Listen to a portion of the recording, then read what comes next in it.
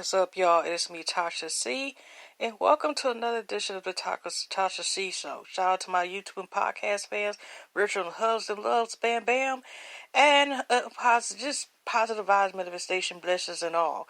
And also, shout out to my future YouTube podcast and YouTube fam, virtual hugs and love, bam bam, and positive manifestation. I appreciate y'all's support. But I strongly, highly recommend, and I have no problem with you being part of both my YouTube and podcast fam, which my YouTube name is Tasha C TV. Okay, so this is gonna be a short intro, y'all. Tired. Ooh, I didn't get sleep last night.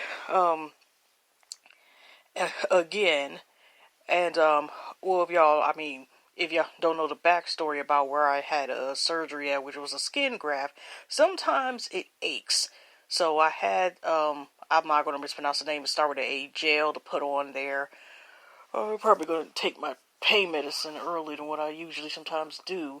But I feel better now, but I'm just laying down.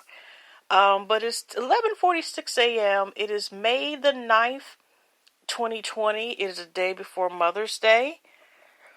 So,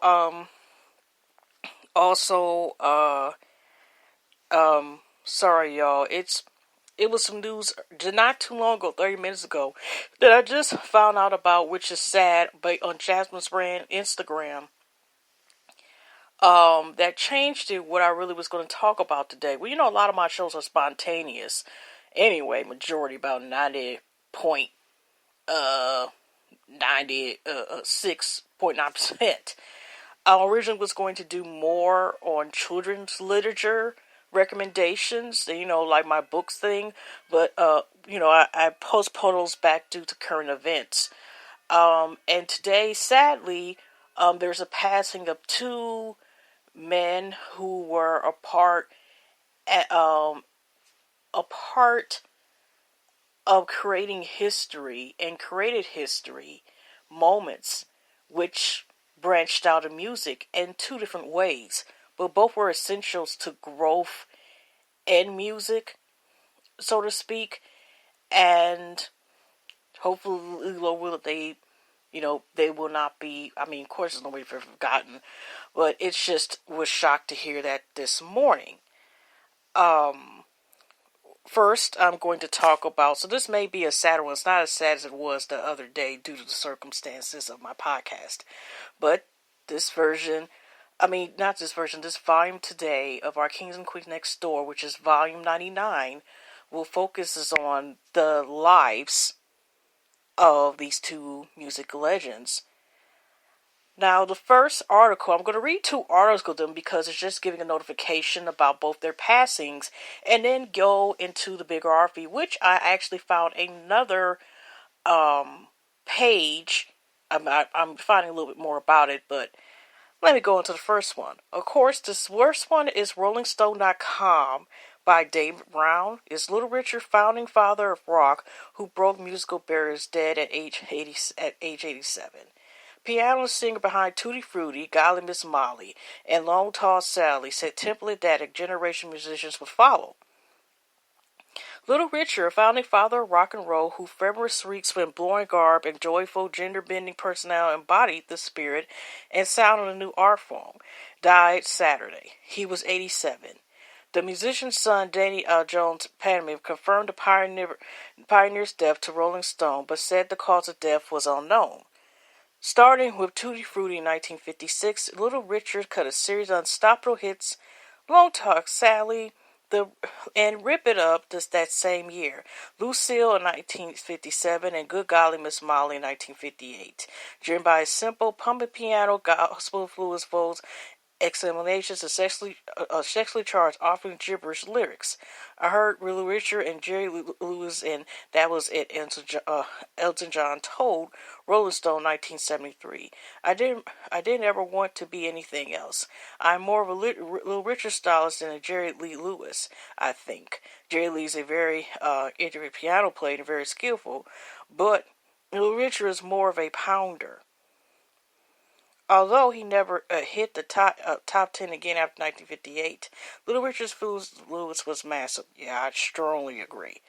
The Beatles recorded several of his songs, including I don't know this. Long Tall Sally and Paul McCartney singing on those tracks.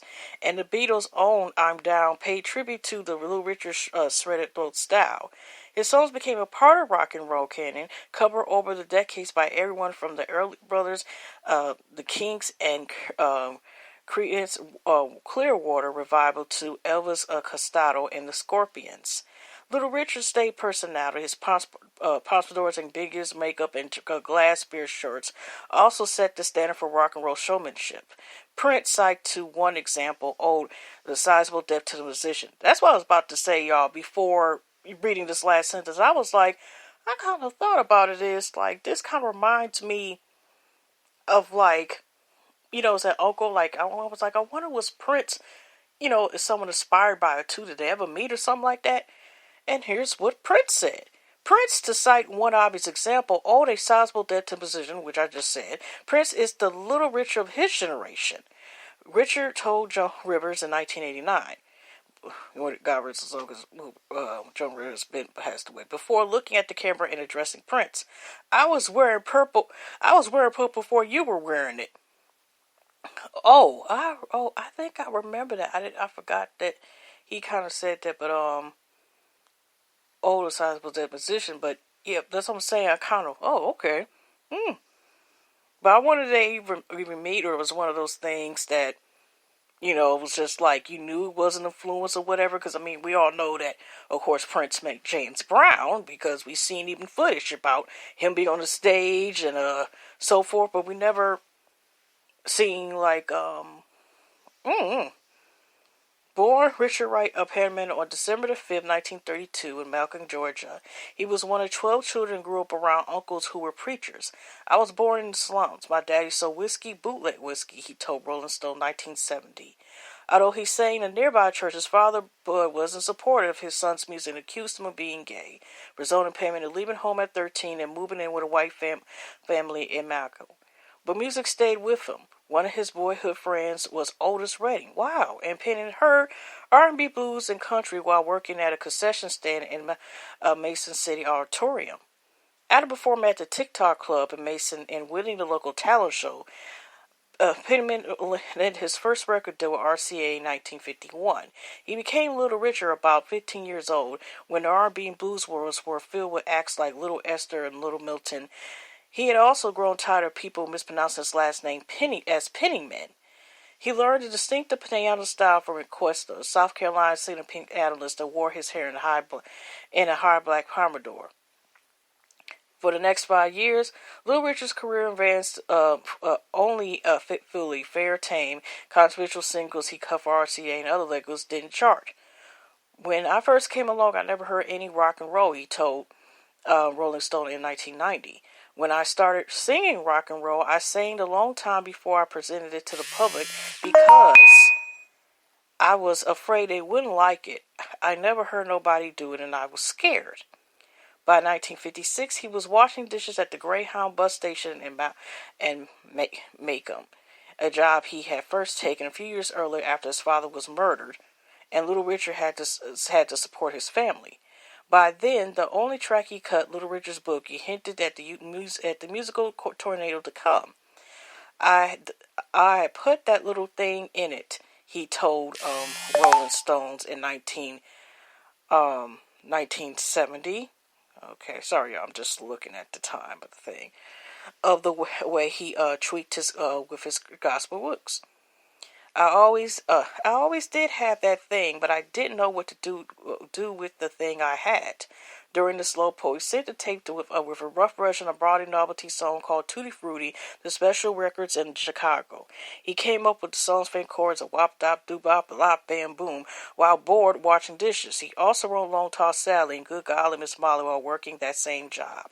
By coincidence, the label owner and producer Art Roop was in search of a lead singer for some tracks he wanted to cut in New Orleans, and Penman's Halloween delivery fit the bill. In September 1955, the musicals musician cut for a lyrically clean version of the Tutti Frutti, which became his first popular hit, peaking at number 17 at the pop charts. Tutti Frutti really started the races being together. He told Rolling Stone 1990, "From the get-go, my music was accepted by whites." Its follow-up, Long Toss Sadly, hit number 6, becoming his highest pacing hit of his career. Just for over a year, the musicians released one relentless and arresting smash after another. From Long Tall Sally to Sipping and Sliding, Little Richard's hits a glorious mix of boogie, gospel, and jump blues, produced by Robert Bunce Blackwell, sounded like he had never stood still. With his trademark pompadour and makeup, which he once said he started wearing so that he would be less threatening while playing at white clubs, he was instantly on the level of Elvis Presley, Jerry Lee Lewis, and other early rock icons compete with rabid fans and mob concerts. That's what the kids in America were excited about, he told Rolling Stone 1970. They didn't want the falsehood, they wanted the truth. And with Presley, Lewis, and other contemporaries, Pennyman also was cast in early rock and roll movies like Don't Knock the Rock, 1956, and The Girl Can't Help It, in 1957. In a sign of how segregated in music business and radio were at the time, though, Pat Boom's Melatone's cover Tutti Frutti and Long Tall Sally, both are also released in 1956, charted as well, if not higher, Richard's own versions. Boom Tutti Frutti hit number 12, surpassing Little Richard's by 9 slots. Penny later told Rolling Stone he made sure to sing Long Tall Sally faster than Tutti Frutti, so Boom couldn't copy him as much. But then this hit stopped, by his own choice. After he interpreted as signs the plane engine that seemed to be on fire and a dream about the end of the world and his own damnation, Pennyman gave up music in 1957 and began attending Alabama Bible School, Oakland College, where he eventually ordained a minister. When he finally cut other album in 1959, the result was a gospel set called God is Real. His gospel music of career floundering, Little Richard returned to secular rock in 1964.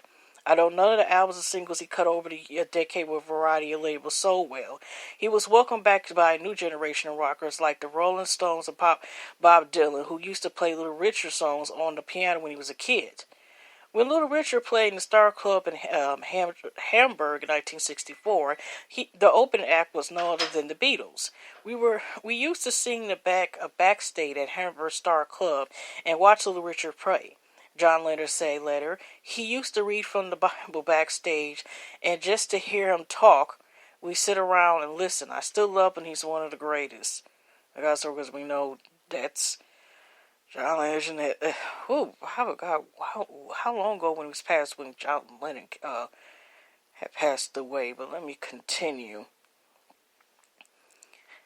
By the 1970s, Little Richard was making a respectable living on the rock oldies circuit, immortalizing a stirring, sweaty performance in the 1973 documentary Let the Good Times Roll. During this time, he also became addicted to marijuana and cocaine while at the same time returning to his gospel roots. Little Richard also dismantled sexual stereotypes in rock and roll, even if he confused many of his fans along the way. During his teen years into his early rock stardom, his stereotypical flamboyant personality made some speculate about his sexuality, even if he never publicly came out. But the flamboyance didn't derail his career. In his 1984 biography, The Life and Times of Little Richard, written in his cooperation, he denounced homosexuality as contagious. It's something you're not born with. 11 years later, he said in an interview with Penthouse that he had been gay all my life. Later in life, he described himself as omnisexual, attracted to both men and women. Well, actually, that's usually called, that's his old term, but usually that means a person, they're bisexual, but we'll continue. During an interview with the Christian Tide Three Angels Broadcasting Group in 2017, he suddenly denounced gays and trans lifestyle. God, Jesus, he made man, he made women, and you got to live the way God wants you to live. So much unnatural affection, so much so much that people are doing everything and don't think about God. Now, that was a couple years ago, because I haven't heard, or most of us probably haven't seen, Little Richard wrestling in public. And it looked like, I don't know if I forgot, and I'm just being truthful, that either he was sitting in a chair or it was a wheelchair, and he was no longer wearing his signature hair, signature, like, just his appearance had changed, because he kind of stripped away, quote, quote, his, what we call his flamboyant appearance. And he, it was a picture, but he just said how he gave all that up. And that was because it was around this time where he said these statements. Yet none of that seemed to damage his mystique or legend. In the 1980s, he appeared in movies like Down and Out and Beverly Hills, and in TV shows like Full House and Miami Vice. In 1986, he was one of the original inductees of the Rock and Roll Hall of Fame, and in 1993, he was awarded a Lifetime Achievement Award at the Grammys. His last known performance was in 2010, when he cut himself for a triple album to gospel singer Dottie Rambo. In the years before his death, Little Richard, who was by then based in Nashville, still performed periodically. On stage, though, the physicality of the old was gone. Thanks to hip replacement surgery in 2009, he could only perform sitting down at his piano. But his rock and roll spirit never left him. "I'm sorry I can't do it like it's supposed to be done," he told All in 2012. After the audience screamed back encouragement, he said with a very Little Richard squeal, "Oh, you gonna make me scream like a white girl."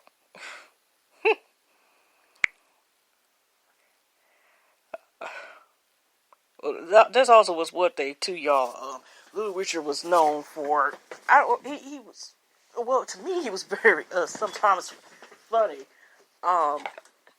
As far as entertainment, like, he definitely had a comedian thing. Now, I know that this may repeat some information, but I do like biggerography.com, and so this, of course, is the last time this was done was interesting.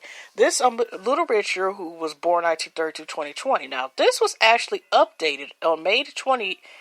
My goodness. I was going to say they just did this the day before. No, they actually just updated today, due to the fact of his passing. The original date of this article was December the 3rd, 1915. Okay, so they may give a little bit more information here. And also let y'all know, y'all, there was the movie based, it was a TV movie that starred the actor Leon. Look it up, The Temptation, Nobody Come to See You, Otis. Also, the movie, he also starred in The Temptations, and he also starred in Robert Thompson, who's a legitimate filmmaker and actor. Look that up. And it was a fake group, but it was based on, real, it was groups, R&B groups, called The Five Heartbeats, and so forth, other things. So he, like I said, he played in a movie, somewhat, loosely based on Little Richard's, career, which I remember watching. Known for his popular performances, Little Richard's hit songs from the mid-50s were defining moments in the development of rock and roll. Who was Little Richard? Little Richard helped define an early rock era in the 1950s with his driving, flamboyant sound. With his croons, wails, and screams, he turned songs like Tutti Frutti and Long Talk Down to You, which influenced such bands as Beatles. Early years. Born Richard Wayne Parliament of December 1932 in Malcolm, Georgia. Little Richard was the third of 12 children. His father, Bud, was a stern man who made his living selling moonshine and didn't do much to hide his disdain for the son's early signs of homosexuality. By the age of 13, Richard was ordered to move out the family home, and his relationship with his father was never repaired. When Richard was 19, his father was shot dead outside a local bar. The childhood that Richard did manage to have was largely shaped by the church. Two of his uncles, as well as his grandfather, were preachers, and Richard was involved with the church as much as anyone in his family, singing gospel and eventually learning to play the piano. Upon moving out his family home, Richard was taken by a white family who owned a club in Macon, where Richard eventually began performing and honing his talent. In 1951, Richard caught his first major break when a performance at Atlanta radio station yielded a record contract with RCA. But with a repertoire of mainly mild blues numbers that masked with searing vocals and piano that will become to define his rock music, Richard's career failed to take off as he hoped it would. Commercial success. In 1955, Richard hooked up with specialty record producer Art Rupe, who's been hunting for a piano-pounding frontman to lead a group of musicians in New Orleans.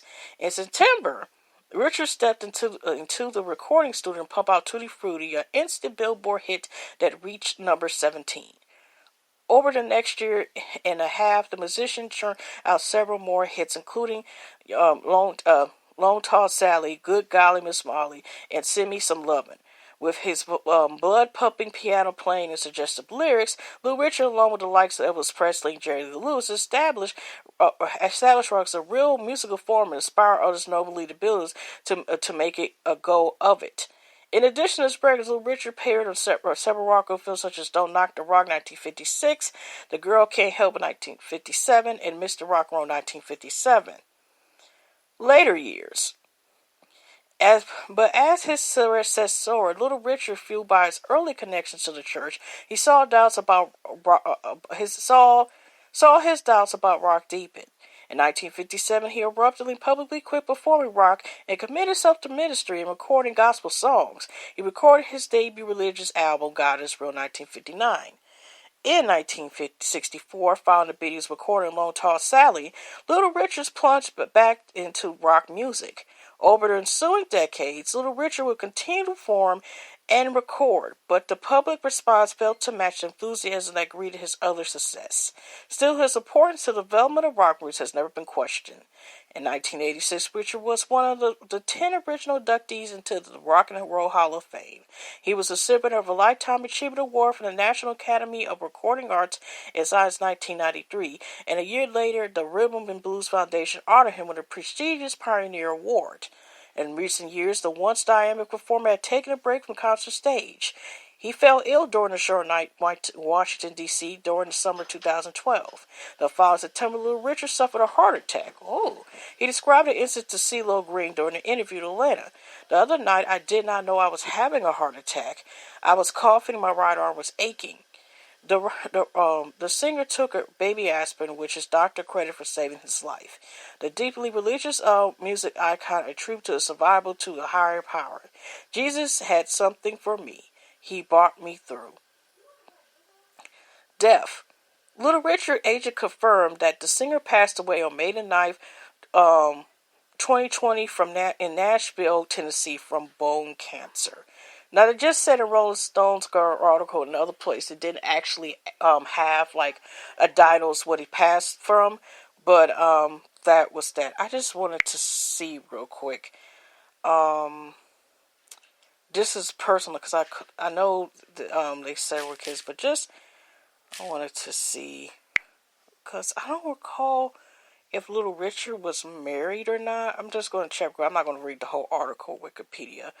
And I'm going to go to Mr. Andre in a minute, who also has passed away. So this is probably going to be one of my longer, it already is, because I haven't even got to Mr. Andre yet, who also passed away, as well. Okay.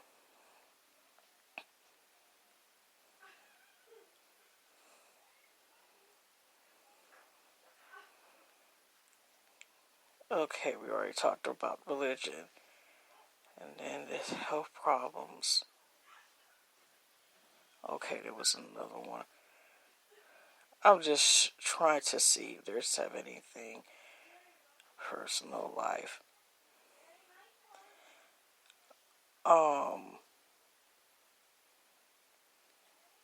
Okay, this is two more paragraphs. Around 1956, this is from Wikipedia, by the way. Around 1956, Perriman became involved with Audrey Robinson, a 16-year-old college student originally from Savannah, Georgia. Perriman and Robinson quickly got acquainted despite Robinson not being a fan of rock and roll music. Pittman claimed that in 1994 biography that he invited other men to have sexual encounters with her in groups and claimed to once invited Brody Holly to have sex with her. Robertson denied those claims. Okay, sorry, y'all. I'm up here like, whoa, okay. Pittman proposed marriage to Robertson shortly after before he converted, but Robertson refused. Robertson later became known under the name Lee Angel and became a stripper and socialite. Oh, okay. Pittman reconnected with Robertson in the 1960s, though she had left him again after his drug abuse worsened. Robertson was interviewed for Pittman's 1985 BBC documentary on the South Bank Show. In the night, Pittman claims that they went back and forth. According to Robertson, Pittman used to buy her food in the white-only fast food stores as he could not enter due to the color of his skin. Pittman with his only wife, Ernestine Harvin, at the Go Rally in October 15, 1957. They began dating that year and went to July the 12th, 1959 in California. According to Harvin, her and Little Richard initially enjoyed a happy marriage with quote unquote, double sexual relations. Harvin claimed that when the marriage and divorce in 1964, it was due to her husband's celebrity status, knowing that it made life difficult for her. Pittman would claim that the marriage fell apart due to him being a neglectful husband and his sexuality. Both Robertson and Harvin denied Pittman's claims that he was gay, and Pittman believed that they did not know it because he was such a pumper in those days. During the marriage, Pittman and Harvin adopted a 1-year-old boy, Danny Jones, from a late church associate. Little Richard and his son remained close with Jones, often as acting as one of his bodyguards. Ernestine married McDonald Campbell, Santa Barbara, California, on May the 23rd, 1975. I was wondering. I thought Little Richard had more kids. Oh, I just seen what the word means. Okay, I will not be saying that. I clicked on the word, and I thought that was a code name for like the way you dress. And let's just say y'all, or if y'all are adults and stuff like that are listening, and certain things that y'all you don't mind listening to. You're just like, yeah, it is. Yeah, it's pump. Yeah, pump them. Yeah. Okay. Let's go to, again, RollingStone.com to go to the article with Andre Harrell, founder of Uptown Records, dead at 59. Wow. He gave you the best soundtrack your life, man. You didn't even know it. Questlove writes of music execs who helped launch out Cole's career, also known as Diddy, Puff Daddy, and so forth. Okay, Daniel Krebs. Now, this course was article was made this morning, May the 9th, 2020, 9 p.m. Eastern Standard Time. And, it was so young. That was just shocking, because if you went to Jasmine Brand, we follow Instagram, literally it's back to back. Okay. Andre Harrell, the musician executive who founded the inspirational Uptown Records, has died at age 59. DJ D-Nice, who first announced it during his weekly Club Quarantine series Friday that Harrell died, but no cause of death was provided, Variety reports.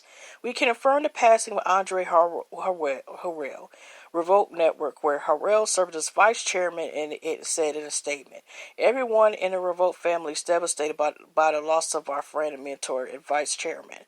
Andre's impact on hip-hop and the culture and on us have been immeasurable and profound. May he rest in peace." The Bronx-born Harrell entered the music business as one half of the hip-hop duo Dr. Jekyll and Mr. Hyde. The group scored minor hits including Genius Rap before Harrell began exploring business side of music. Oh, I never knew that about them. In 1983, Harrell began working under Russell Simmons and that Music Margot Def Jam Records. 3 years later, Harrell founded his own label, Uptown Records. So many can say that they're successful because Andre Harrell gave them their first start, Simmons wrote in the tribute following the news of Harrell's death Friday. He was beloved because he made his living uplifting others. We celebrate him in passing because we were so blessed for his presence. He gave everything he had. Under Harrell's stewardship, Uptown Records helped launch the careers of Heavy D and the Boys. God rest his soul, Heavy D is a legend in the rap game and also was good in his acting as well. And he died at a very young age too, y'all. Go Google him. And the Boys. And the Boys was his backup. I don't know if they also rap, but I know they were dancing. And one of the original members of the Boys unfortunately passed away in a freak accident. Okay, let me continue. Guy featuring featuring producer Terry Riley, Jodeci, Al B. Shore, Mary J. Blige, who as a teenager signed with Harris label. Yeah, Uptown had a lot of legends, that came up. Okay. In 1992, Uptown partnered with MCA in a multimedia deal that allowed Harrell to produce films, TV shows, and movie soundtracks, including the 1991 comedy Strictly Bitters and the TV series New York Undercover. I didn't know that. Okay. In Strictly Business, star Halle Berry,